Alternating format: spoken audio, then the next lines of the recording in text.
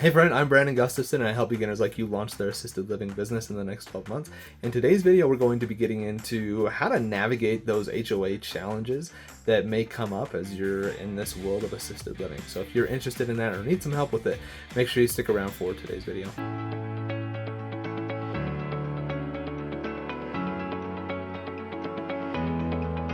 Hey friend, welcome back to Assisted Living Investing. Before we get started, I want to remind you to go over and grab your free underwriting calculator. Go to assistedlivinginvesting.net and go grab the free calculator. Go in the top right corner, big blue button says get your free underwriting calculator. Go grab that tool. It will help you along your path to launching your assisted living business. Now let's get into the topic for today's video. We're talking today about HOAs and how to navigate that and how to handle those types of situations when an HOA issue potentially comes up, because it could be a bit of a barrier as you're trying to get your assisted living business launched and ready to go. So first off, I want to talk a little bit about what an HOA actually is. HOAs are homeowners associations. The purpose of an HOA is really to maintain the neighborhood's look and feel. That's what they were for. Some people think, hey, HOAs were just created because somebody found a great business model so they can make some money, if we're being honest with the situation. And, maybe that's the case. I think there are certain instances where HOAs can be good. I have never lived in an HOA that met some of those requirements, but I think it can be good in certain situations. So with that out of the way, that's what an HOA is. They're becoming much more prominent in the world today compared to where we were 40, 50 years ago. And so it's something that you will probably end up having to deal with, especially if you are in a newer neighborhood where you are trying to put in your assisted living facility. Now, some of the common HOA roadblocks and things that you want to be aware of, some of those challenges that you should be aware of as you're working with HOAs, is the rules and the CCRs. They can prohibit businesses from running out of the home. So the rules and the CCRs of an HOA they're basically, hey, here's the regulations that you need to follow when you live inside of the home, and the things that you can and cannot do. They'll often say things like, you got to have your garbage can behind a fence, or no parking on the street, or some of those types of things. But they also have different stipulations in there around things like running a business or renting out the house and those types of things. So you really want to get familiar with what is in those CC and Rs so that you can understand what you are getting into when you're working with the HOA. After you have reviewed those CC&Rs and you feel like you've got a really good overview of exactly what you're dealing with and what to expect and how to kind of navigate some of this stuff, it's going to allow you to then kind of just understand what exists there and what types of conversations you may need to have as you're moving forward and trying to put your assisted living business inside of the HOA. A few other things that you may see is parking. There's going to potentially be restrictions on parking, no parking in the street, or a certain amount of cars inside of the driveway. Those types of things is something that you may want to get familiar with, because that could potentially be an issue. Although I will say, in assisted living, I've been doing this for over 4 years. We've not had a lot of issues from a parking perspective. One of our homes is in an HOA. We've never had complaints about parking, and it's just not that big of a deal.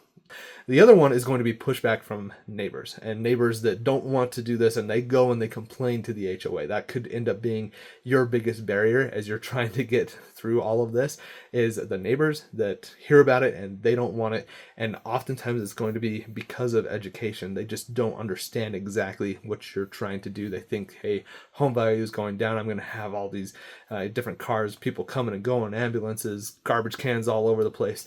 Not the case at all. You have to remember, these are elderly people most often, and it's not a big deal. That doesn't mean that somebody's not going to complain about it. Somebody's going to bring up, well, yeah, but they're going to do XYZ inside of the neighborhood, and we're going to have just a ton of cars and ambulances coming in and out every week, and it's just going to be annoying and a hindrance to everybody in the neighborhood. You may get that. That may be a conversation, a complaint that somebody files against you. In reality, it's not going to happen. And so you, as the person wanting to start this business, there's a level of education that you have to provide to people, and you have to talk to people and educate them on what assisted living is and how you're going to serve these people and how it's not going to impact things inside of the community and all of that. You're going to have to do that. And so you got to get comfortable with it. It's part of your responsibility when you're working in an HOA. Now, for you to successfully navigate the HOA, there's a few things you got to do. Number one is really study those CCNRs, get familiar with them. I would even suggest printing it off, highlighting the areas where you think something could become an issue so that you know how to address those. If you're familiar with AI tools, you could even take that CCNR and put it into a ChatGPT type of a program, Gemini, anything, Claude, whichever program you use the most, put it in there, give it some context saying, hey, you're a real estate attorney that works specifically with assisted living. I want you to review these CCNRs. I want you to pull out the things that could potentially be barriers for me as an investor that wants to get into assisted living. And I want you to point those out to me. And I want you to give me talking points on how I can respond to my neighbors, to the people in the HOA, and help them see how I can still do this business here and how it's in compliance with the CCNRs and how we can move things forward. That's one strategy that you could implement, and a great strategy that I highly recommend doing. Gets you a really good leg up. If you're not familiar with the AI stuff, assuming you're an older generation person at this point, ask your grandkids to do it for you. Ask your kids. They can help you out with it. It won't take them very long. This is not a big ask, I promise you. It can feel confusing up front. Okay, so that's something that I want you to think about. Number 2 is to talk to your HOA board often, early and often. I want you to be having conversations with the HOA. I want you to be telling them, hey, this is my plan. This is what we want to do. We want to do assisted living. This is the population we're going to serve. We've talked to zoning. We know that it's fine there. Everything is moving forward. And I've looked at the CCNRs. Everything looks good there. What do we need to do to push this across? You want to use that assumptive language, and you want to have those conversations frequently so that this is not a surprise. You've got the license and you're ready to put the home in place and you still haven't had the conversation with the HOA.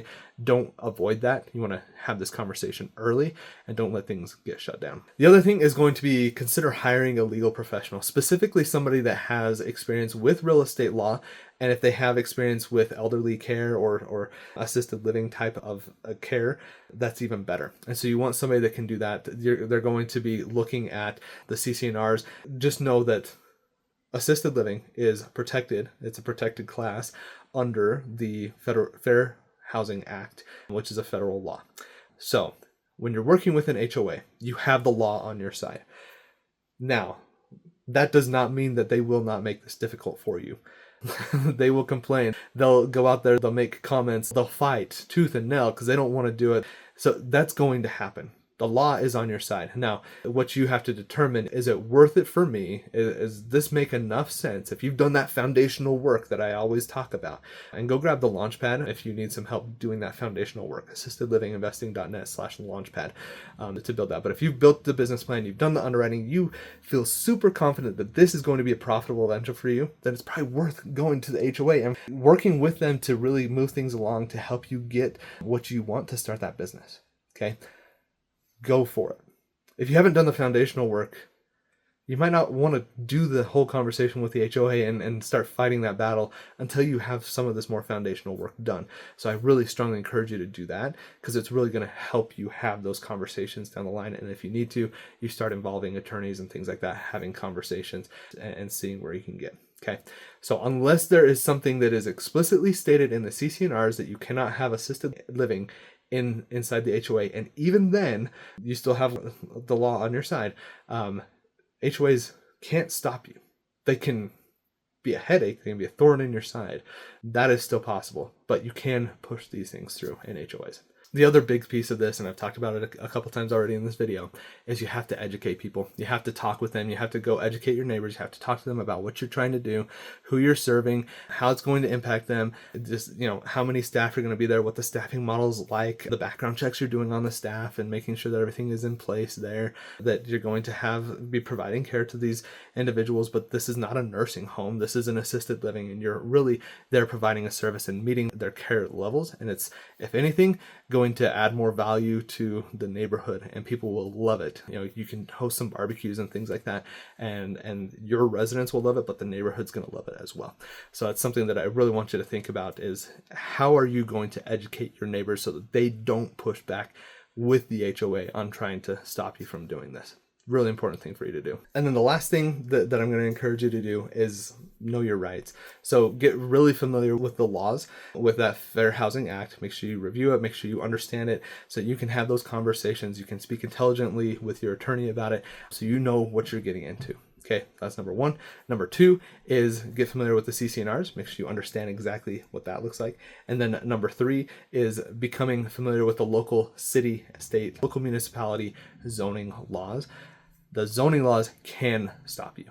So that is something that can make it so you cannot move forward with this. Zoning is completely different from HOA. Zoning can tell you no. You may be able to rezone, but zoning can say, nope, you cannot do that here. HOAs will push back and be a thorn in your side, but ultimately you can win that fight. Zoning is a completely different game. So you want to be comfortable with this. You don't want to move forward and fight with the HOA when zoning isn't going to allow you to do it anyway. So make sure you are doing these things in the right sequence and moving things forward. So if you need some help and some guidance in doing this and what I've just talked about, if you're just like, oh man, this I don't know, I'm nervous about that, I don't know how to have that conversation, would love to see if I can help you out. Go check out the mastermind program, alimastermind.com. Apply there. In that program, the phase 2 is all about finding the perfect property and everything we've talked about today with HOAs and zoning and everything like that. That's a phase 2 process, and we go through that inside the mastermind program, or you can get it in the accelerator as well if you want to try to do that on your own. We'll have links down below for all of those things, so make sure you go and look at those different programs to see what's going to be best for you in helping you launch your assisted living business. Today's video, we've been talking about HOAs, how to navigate it, what you should be aware of, and how you can really push things forward as you're trying to launch your assisted living business. Does residential assisted living sound interesting to you? You just don't know how to get started? At Assisted Living Investing, I'm here to help beginners like you launch their assisted living business in the next 12 months. I love helping and coaching people. Would love to do the same for you. Make sure you go grab that free underwriting calculator, assistedlivinginvesting.net. And remember, it doesn't take a lot, just a little bit. Keep going step by step by step. And I promise you, if you do and you're consistent and persistent, you're going to be successful. Thanks for watching and have a great day.